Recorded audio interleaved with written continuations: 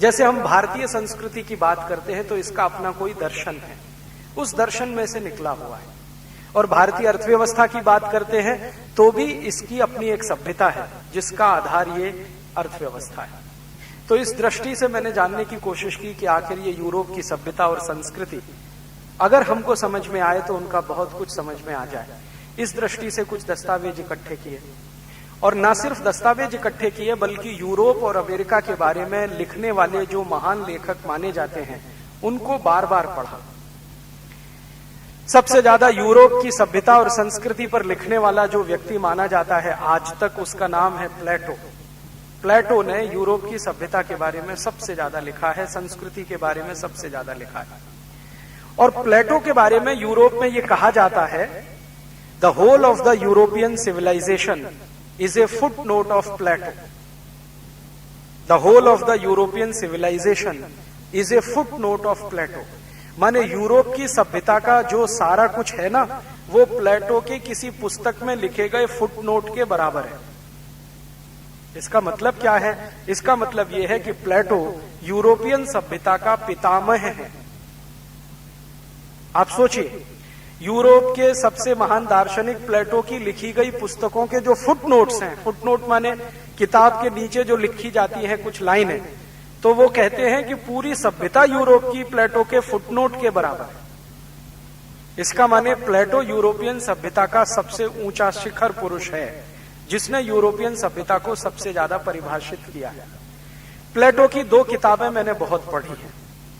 एक का नाम है द रिपब्लिक और दूसरे का नाम है लॉज, LAWS। ये दोनों किताबें दुनिया में सबसे ज्यादा चर्चित हुई हैं और यूरोप के विश्वविद्यालयों में और भारत के विश्वविद्यालयों में जो विदेशी दार्शनिकों को पढ़ाया जाता है उसमें सबसे ज्यादा प्लेटो को ही कोट किया जाता है। प्लेटो का एक शिष्य हुआ करता था, उसका नाम था अरस्तु, अरिस्टोटल। उसने भी जो कुछ लिखा है वो भी फिर मैंने पढ़ा, क्योंकि मुझे लगा कि अकेले प्लेटो को पढ़ूं तो कहीं अधूरापन न रह जाए, इसलिए अरस्तु को भी पढ़ो। क्योंकि प्लेटो अपने मरने से पहले कह गया कि मेरा सबसे पक्का और प्रिय शिष्य कोई है तो वो ये अरस्तु ही है। तो अरस्तु ने जो कुछ लिखा वो पढ़ा देखा। फिर अरस्तु के बाद के जो दार्शनिक हुए हैं, जैसे लेबिनिज हुआ, देकार्ते हुआ, उनको पढ़ा। और आधुनिक दार्शनिकों में जो सबसे महान माना जाता है यूरोप में, उसका नाम है रूसो। रूसो ने जो कुछ लिखा वो देखा पढ़ा। इसके अलावा यूरोप और अमेरिका की जो प्राइवेट लाइफ है, उनकी जो निजी जिंदगी है, उसके 20,000 से ज्यादा दस्तावेज इकट्ठे किए, उनको देखा और पढ़ा। यूरोपियन हिस्ट्री जो रही है और अमेरिकन हिस्ट्री रही है उसको देखा पढ़ा। और उसमें से जो निचोड़ निकला वो अगले 1-1.5 घंटे में मैं आपको बताने जा रहा हूं। ये जो यूरोप है इसके बारे में एक बात तो भौगोलिक रूप से मैं आपको बता दूं ताकि आगे आपको समझना बहुत आसान रहे कि यूरोप दुनिया का एक ऐसा खंड है जिसमें मैं अमेरिका को भी शामिल मानता हूं, क्योंकि अमेरिका यूरोप का ही एक्सटेंशन है। आप में से शायद बहुत कम लोग ये जानते होंगे, या जानते होंगे तो अच्छा है, कि अमेरिका में कुछ भी अमेरिकन नहीं है, जो भी कुछ है वो यूरोपियन है। अमेरिका में रहने वाली जितनी भी जातियां हैं उनमें से मूल अमेरिकन एक भी नहीं है, सब यूरोपियन है। अमेरिका की जो मूल जाति कोई हुआ करती थी जिनको रेड इंडियंस कहा जाता था, उनका तो सफाया कर दिया गया। आपको शायद मालूम है कि रेड इंडियंस की 14 करोड़ की जनसंख्या हुआ करती थी, उन सबको मार डाला गया। और आज मुश्किल से अमेरिका में 50,000 भी रेड इंडियंस नहीं होंगे, और जो हैं वो अमेरिका के मूल समाज में नहीं रहते, केंद्रीय समाज में नहीं रहते, अमेरिकी समाज से बिल्कुल बाहर रहते हैं।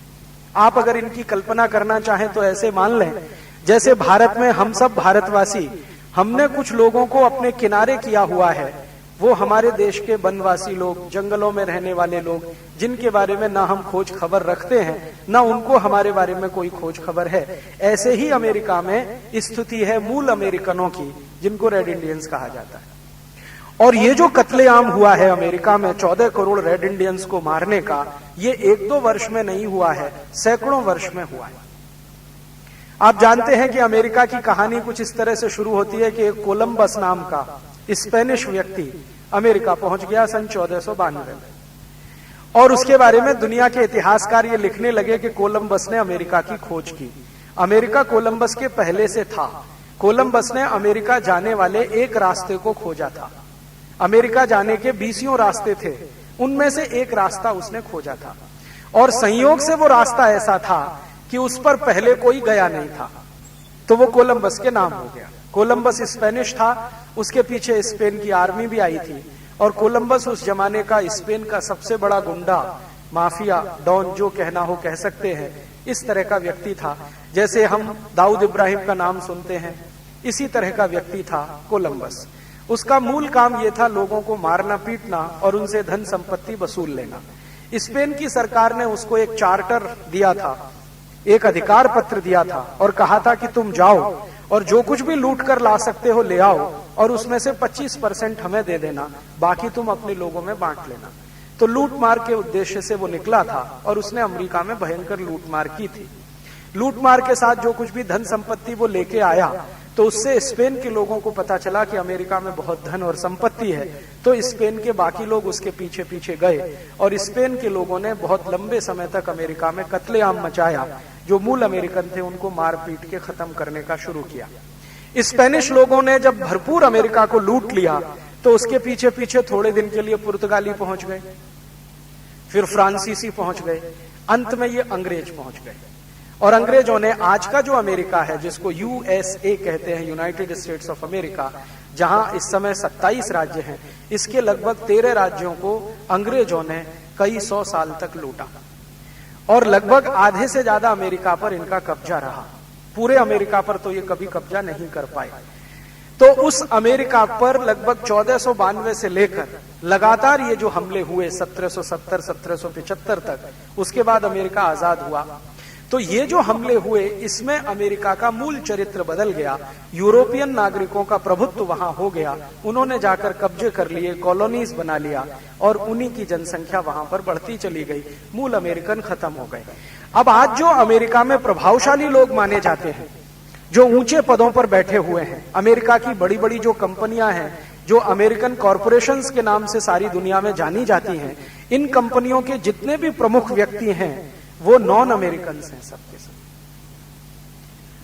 अगर आप किसी भी अमेरिका की बड़ी से बड़ी कंपनी का इतिहास खोजना शुरू करें, जैसे पेप्सी कोला है, कोका कोला है, कॉलगेट पामोलिव है, प्रॉक्टर एंड गैम्बल है, रैकेट एंड कोलमैन है, जॉनसन एंड जॉनसन है, ये सब अमेरिका की टॉप 500 कंपनियों में गिनी जाने वाली है। जनरल मोटर्स है, जनरल इलेक्ट्रिक है, रेथियन कॉर्पोरेशन है, IBM है, ये सब अमेरिका की टॉप 500 कंपनियों में गिनी जाती है। तो इन सब के शीर्ष पर बैठे हुए लोगों को अगर आप देखेंगे तो वो सब ज्यूज हैं, यहूदी हैं, और यहूदी सब नॉन अमेरिकन है। और बड़े हैरानी की बात है कि अमेरिका में सबसे ज्यादा घृणा अगर किसी से की जाती है तो यहूदी हैं, लेकिन ये यहूदी अमेरिका के बिजनेस और इंडस्ट्री पर पूरे हावी हैं, उनके कंट्रोल में पूरी इंडस्ट्री है। इसी तरह अमेरिका का जो एडमिनिस्ट्रेशन है, वहां जो राष्ट्रपति होते हैं, उपराष्ट्रपति होते हैं, वहां के जो और मंत्री वगैरह होते हैं, ये सभी नॉन अमेरिकन हैं, और इनमें ज्यादातर यूरोपियंस हावी हैं। जॉर्ज बुश खुद नॉन अमेरिकन है, इनके पिता senior George Bush non American है। ये सब अमेरिका से बाहर के आए हुए लोग हैं। तो जो माइग्रेंट्स हैं, जो बाहर से आए हुए प्रवासी हैं, उन्होंने आज अमेरिका में मुख्य ओहदा हासिल कर लिया है, और मूल अमेरिकन तो कहीं वहां दिखाई नहीं देते हैं। शायद अमेरिका के कुछ जंगलों में आप घूमें तो आपको कुछ 2-4 रेड इंडियंस दिखाई दे जाएंगे, वो तो नहीं है। तो अमेरिका को मैं यूरोप का एक्सटेंशन ही मानता हूं, यूरोप का ही विस्तार है, और अमेरिकी संस्कृति यूरोपियन संस्कृति का ही विस्तार है, और अमेरिकी सभ्यता अपनी कुछ नहीं है, यूरोपियन सभ्यता ही है। और वहां के इतिहासकार और समाजशास्त्री भी ये मानते हैं कि अमेरिका की अपनी कोई सभ्यता नहीं है, यहां तो जो भी कुछ है वो यूरोप की ही है। तो जब भी मैं यूरोप कहूंगा तो आप ये मान ही लेना कि यूरोप के साथ में अमेरिका की भी बात कर रहा हूं। तो ये जो यूरोप की जो सभ्यता है, जो अमेरिका तक फैल गई है, और अमेरिका से आगे कनाडा तक फैल गई है, और अब धीरे धीरे लैटिन अमेरिका में भी फैलती चली जा रही है, इस सभ्यता की मूल मान्यता क्या है, कैसे ये सभ्यता आई है, और कैसे ये दुनिया में फैल रही है। इस यूरोपीय सभ्यता की सबसे बड़ी जो संप्रदाय है इस समय, वो ईसाईयत है, क्रिश्चियनिटी है। और क्रिश्चियनिटी के साथ थोड़ा बहुत हिस्सा है वो यहूदियों का है। दो ही मूल संप्रदाय हैं,